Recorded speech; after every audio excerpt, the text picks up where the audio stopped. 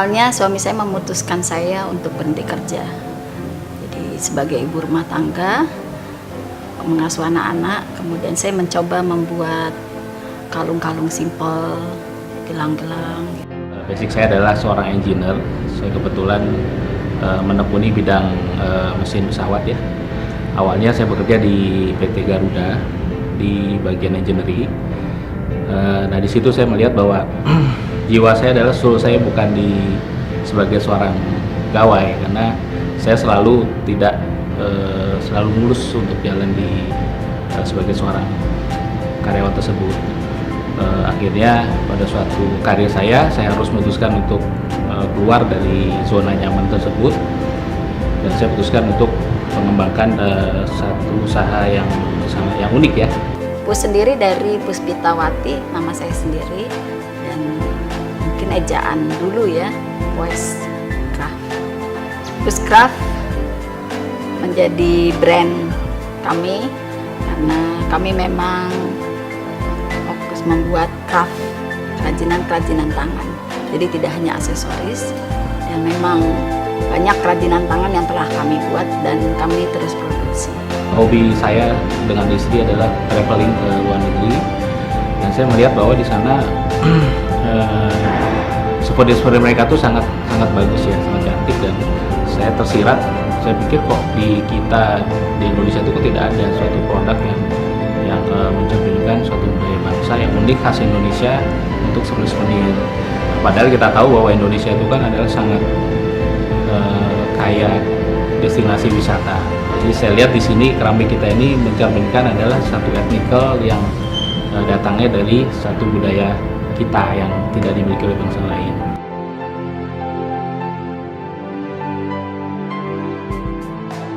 Kendalanya ya karena mulai banyak pesanan, mulai banyak yang berminat, jadi saya harus menambah karyawan. Halangan yang jelas itu adalah tentunya dengan permodalan ya, sama lack experience, karena saya kan awal karir itu adalah sebagai pegawai ya. SDM itu salah satu kendala pertama.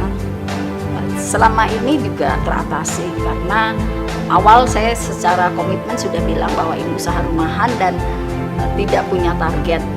Tapi secara profesional saya cukup bertanggung jawab, dan sudah selama 7 tahun kami kerjasama dengan perusahaan besar, kami semua bisa mencapai target, alhamdulillah.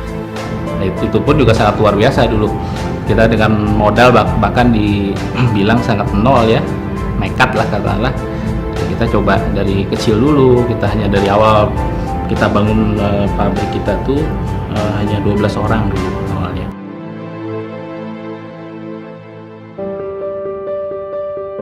Kalau saya lihat produk-produk keramik itu ya secara umum ya semacam yang sudah sangat umum, jadi semacam guci-guci, hanya yang untuk tableware. Nah, saya pingin gimana supaya produk kita tuh bisa diterima di masyarakat, karena kita menciptakan suatu produk yang unik. Nah, untuk itu adalah ya tantangannya pertama kita harus tahu pasar dulu. Nah, salah satu strategi yang kita usahakan adalah dengan membuka counter-counter makin banyak. Jadi semakin banyak counter artinya produk kita itu akan semakin dikenal. Kita mencoba mencari strategi yang murah tapi bisa efektif. Nah, satunya adalah kita mencoba sistem kerjasama konsinyasi dengan perusahaan-perusahaan yang sudah established. Di dalam hal ini adalah semacam keris, terus dengan sentro departemen di Bali. Nah, kemudian yang lain adalah kita harus inovasi terus ya, harus upgrade, harus high tech ya.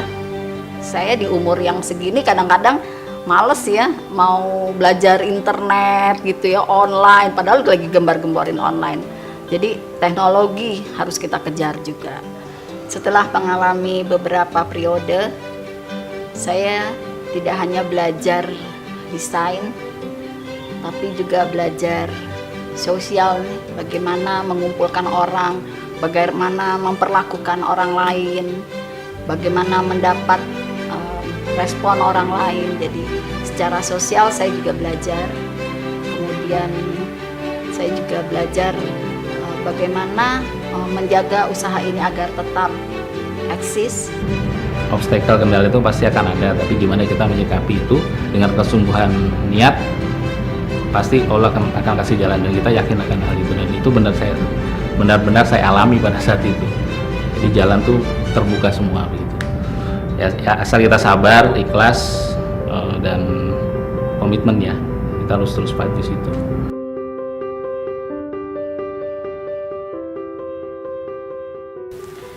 Awal proses bergabung dengan Smesco, saat itu kami lagi pameran di suatu tempat.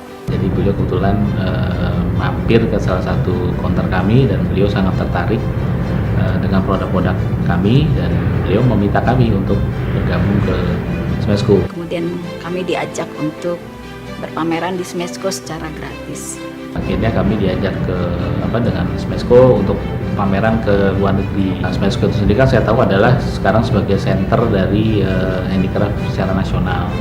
Jadi ini sangat kesempatan baik sekali ya buat saya untuk bergabung dengan yang Smesco. Dengan pengalaman-pengalaman yang lebih banyak di pameran-pameran dalam negeri, akhirnya kami diajak untuk pameran ke luar negeri.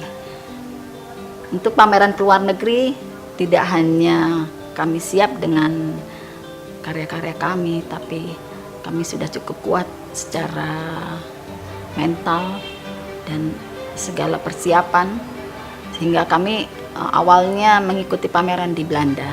Alhamdulillah dari pihak Smesco mereka mempunyai satu support yang sangat luar biasa. Salah satu adalah yang memberikan bantuan secara finansial.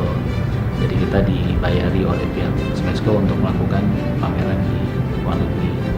Pada saat pameran pertama kami ikuti, mendapat respon yang cukup baik. Akhirnya kami memperkuat barisan sehingga untuk bisa maju lagi ke pameran luar negeri yang selanjutnya. Akhirnya kami ikut ke Australia di Melbourne. Untuk Eropa itu salah satunya adalah ke Inggris tadi, kemudian ke Prancis dan kepulauan wisata mereka ya, terus juga ke Swedia dan ke Rumania. Untuk Asia itu kita ada ke Korea, ada ke Malaysia. Kami berharap kawan-kawan pengrajin fokus kepada pekerjaannya dan secara profesional membuat karya-karya yang terus upgrade, inovasi. Dengan karya-karya yang bagus dan fokus, insya Allah Smesco akan membimbing kita sampai trading house, karena semua fasilitas sarana disediakan oleh Smesco. Kita bisa lihat karya-karya yang bagus juga di sana, dan kita bisa konsultasi, bisa lebih maju lagi.